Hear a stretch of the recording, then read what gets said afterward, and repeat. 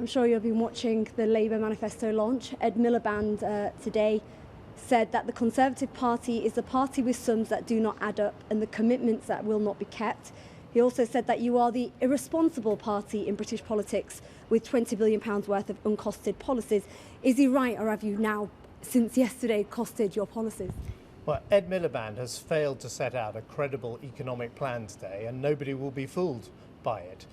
There were no new ideas for Britain, and if you read the small print, it confirms he will run a deficit every year, which means higher borrowing, more debt and higher taxes. Britain doesn't want to return to the economic chaos of the past, and tomorrow you'll see from David Cameron a clear plan full of new ideas for the future. But Labour are saying that actually it's the Conservatives that have £20 billion of policy spending that is uncosted.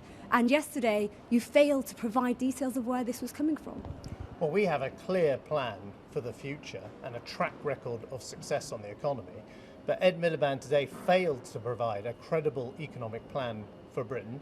There were no new ideas for our country, and if you read the small print, independent experts are already saying it means he will run a deficit forever, which means higher debt, higher taxes, more borrowing, a return to the economic chaos of the past. Britain doesn't want that, and you'll see tomorrow from David Cameron a clear plan full of new ideas for Britain's future. Just very quickly, just to say, well, the Labour today said actually that £8, they want to raise minimum wage to £8, they want to cut 0 hours, and actually the Conservatives have come out and they're offering tax breaks for inheritance tax breaks for the very rich. Have you got your priorities wrong?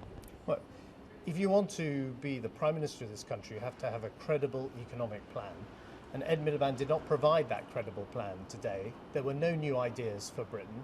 And if you read the small print, the independent experts already says it means Britain will run a deficit each and every year. And that's higher taxes, more debt, a return to the economic chaos of the past. Britain doesn't want that. And tomorrow you'll see from David Cameron a clear plan for the future full of new ideas for our country.